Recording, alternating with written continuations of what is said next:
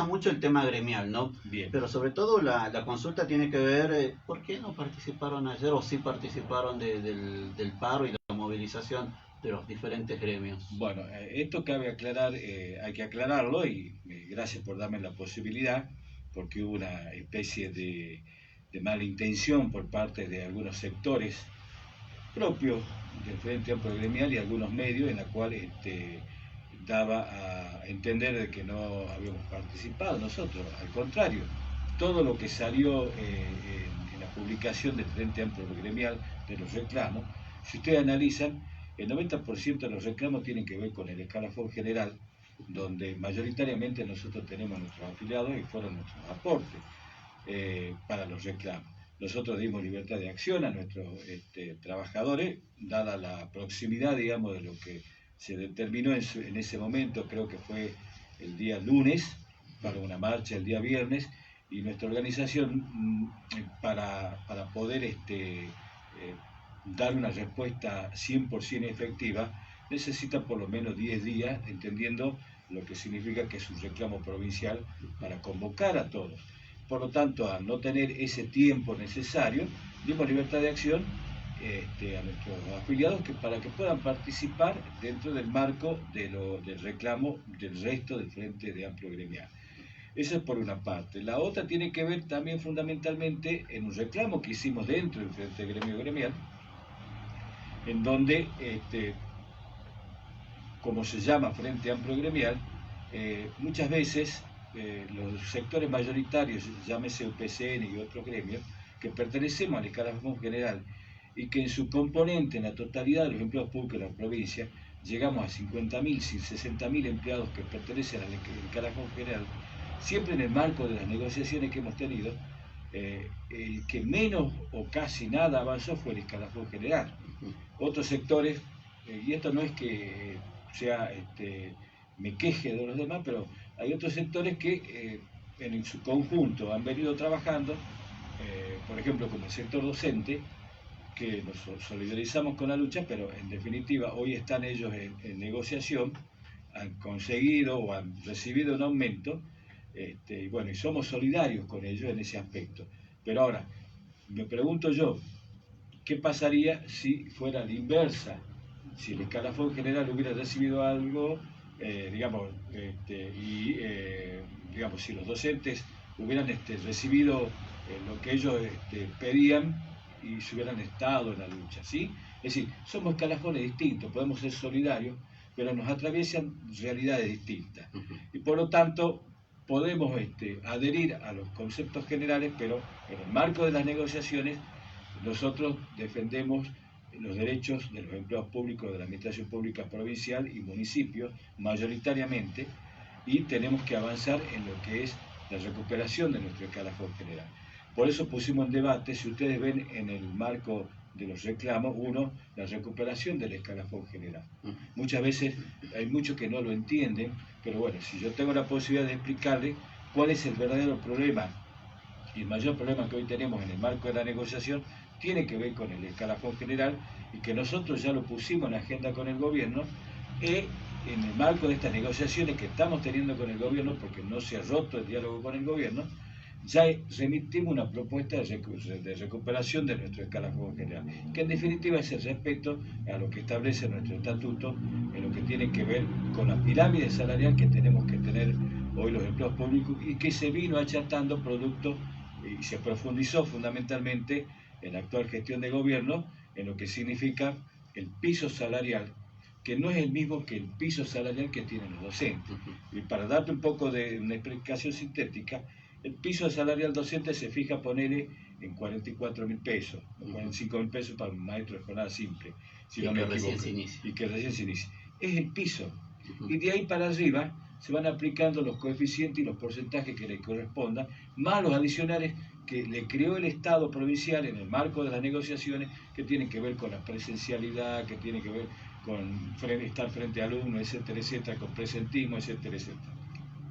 Bien, ¿qué es lo que pasa con el escalafón general?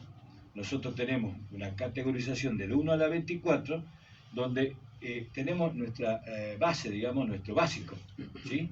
Ese básico prácticamente desde hace 6 años esta parte no ha sufrido, digamos, incremento. ¿Por qué? Porque el piso que nos dan a nosotros es un piso absorbente. Nos dicen 33.000 pesos. Vos tenés un básico de nuestro sueldo y los otros conceptos que no llegan a los 33.000 pesos, y entonces absorbe por una diferencia. En la categoría 1 ponele que son 12.000, 14.000, 18.000, 22.000 pesos, te absorbe esa diferencia y el gobierno te paga esa diferencia. Pero resulta ser que de la 1 a la 24, nosotros en la 24 tenemos 28.000 pesos, la 24, ¿sí? Entonces nos igualan para abajo, entonces nos van pagando las diferencias del piso absorbente, y prácticamente en ese achatamiento de la pirámide escalafonaria, producto de los pagos en negro, producto de no respetar nuestro estatuto que establece que cada categoría tiene una debida proporcionalidad entre una y otra con la aplicación de los coeficientes establecidos por ley en nuestro estatuto, no lo aplican. Entonces nos achataron prácticamente todo. O sea, hoy da lo mismo tener una categoría 1 que tener una categoría 24. Y cuando yo hablo y cuando negocio sobre los sueldos, sobre los básicos. No podemos, porque de ahí después impacta todos los adicionales que cobran los empleados públicos. Asistencia perfecta, título, antigüedad, etcétera, etcétera. Entonces, ahí es donde tenemos que nosotros poner los cañones, digamos, para recuperar nuestra pirámide escalafonaria, y que el piso que se establezca por el salario mínimo vital y móvil no sea un piso absorbente, sino que corresponda a la categoría 1. Después, aplicando el coeficiente de la debida proporcionalidad que tiene que tener entre una categoría y otra, más el porcentaje que nos corresponda por el aumento, podemos hablar de la recuperación del salario. Pero tengo una consulta, sí, ¿no? En ámbito general y sobre todo llegando al final de la vida laboral de alguien, ¿no? Ponele, Luis Cabana. Yo cumplió sus 65 años, tiene sus años de aporte, tiene la máxima categoría, título secundario, tiene escalafón general, básico, digamos. ¿Con cuánto se jubila hoy? Bueno, ese es otro de los problemas que nosotros también venimos discutiendo, y tiene que ver con la pirámide escalafonaria y salarial. ¿Por qué? Porque a nosotros, ¿qué los computan?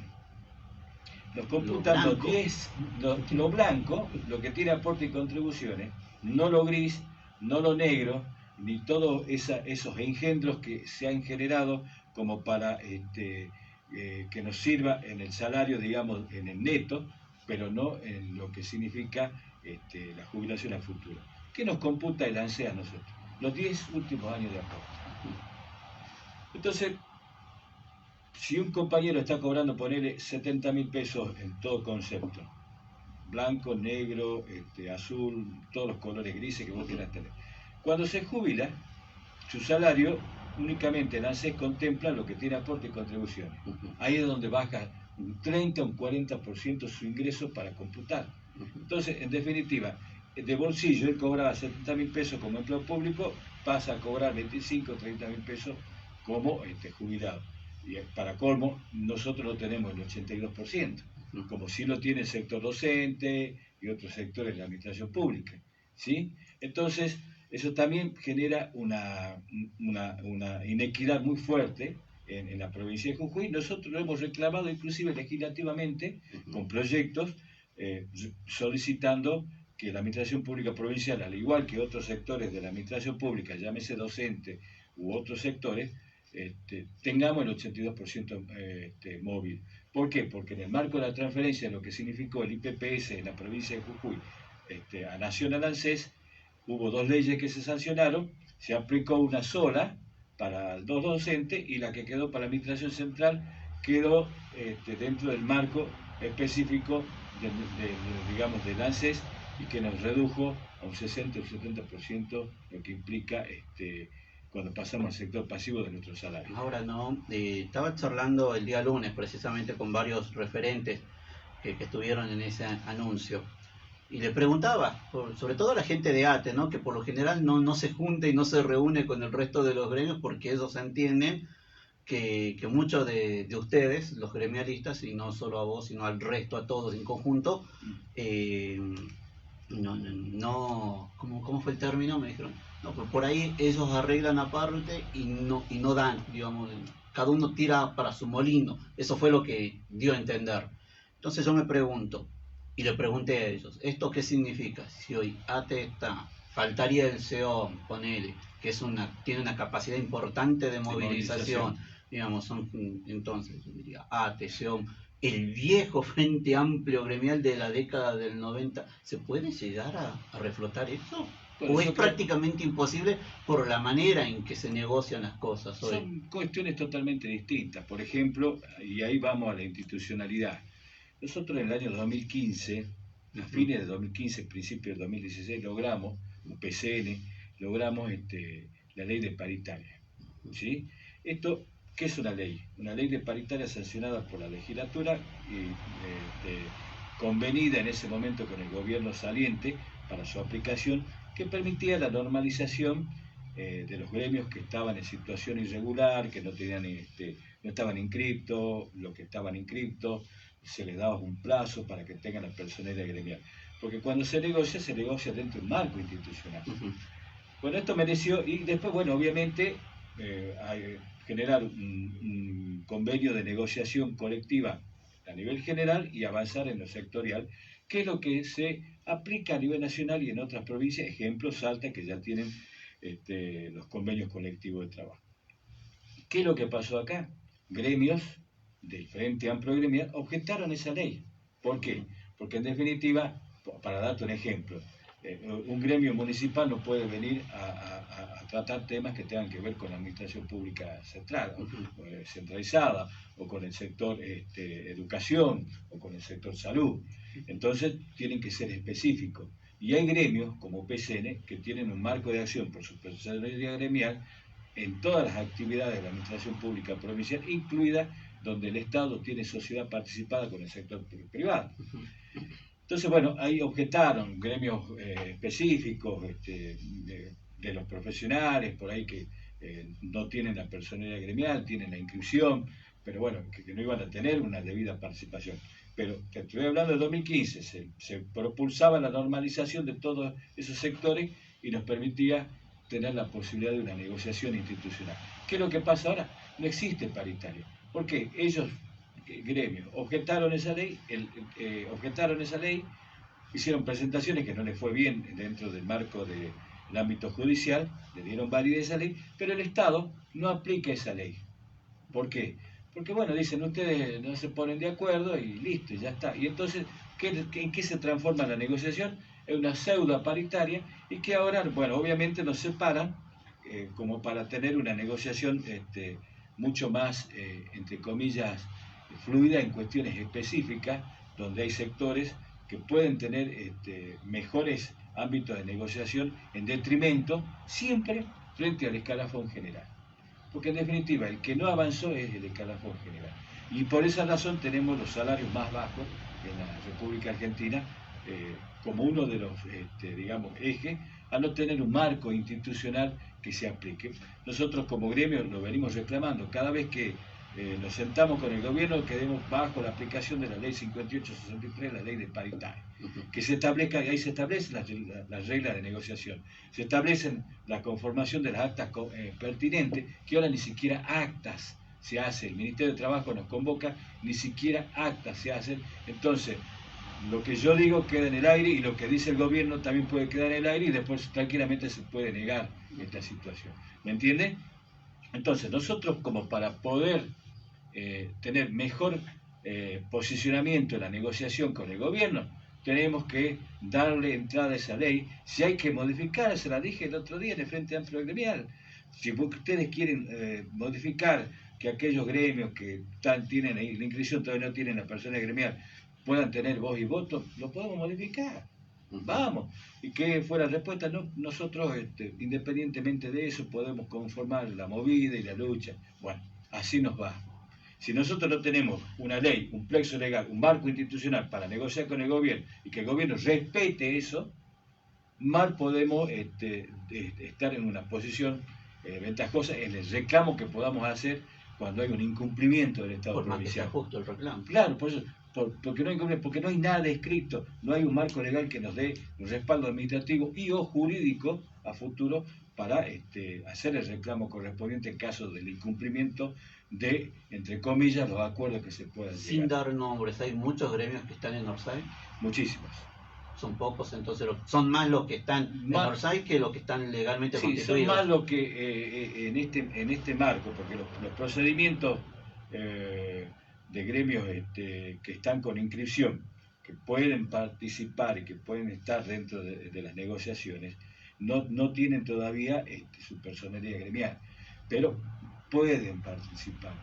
Pero hay gremios que ni siquiera tienen personería gremial, tienen personería jurídica como una mutual, etc., pero no están legitimados a representar a los trabajadores. Muchas veces los legitima y los crea el poder político, por ciertas circunstancias. ¿Nosotros qué queremos? El ordenamiento legal para la negociación salarial. Y de esa manera podemos hablar de distintas formas con el gobierno. Mientras le demos la derecha al gobierno en estas cuestiones internas que no nos ponemos de acuerdo, que un gremio como PCN, que es el único que reclama con la aplicación de la ley, y los otros no dicen nada, entonces, bueno, así nos va, nos separan, nos negocian por separado, le dan alguna ventajita, alguna zanahoria a algún gremio para que se quede tranquilito, etcétera, etcétera, ¿me entiende? Entonces, no existe un marco específico legal, no existe la paritaria en Jujuy, desde hace 6 años no existe. Nosotros con la gestión anterior habíamos logrado hasta un ordenamiento de la planta funcional de la administración, de las agrupaciones. ¿Existe la carrera del empleado público? No, ahora no existe. ¿O solo llegas si sos amigo? No existe, no sé si llega a ser un amigo o no es un amigo. Lo que pasa es que cuando entran los nuevos contratos, entran con categoría alta. Y cuando te pasan a plantas permanentes, te pasan a la categoría 1. Y no debería ser así, porque vos tenés un escalafón con agrupamientos, servicios generales, administración, técnico y profesionales. La ley madre de toda la administración pública es el Estatuto del Empleo Público, el 3161/74, que es un estatuto y que nosotros pretendemos modificarla a través de mecanismos de negociación colectiva de trabajo, o sea, el sistema de los convenios colectivos de trabajo que lo aplica Nación y que son procedimientos legales que nos permiten tener una negociación permanente y modificaciones dentro del marco de la negociación colectiva. Hoy para modificar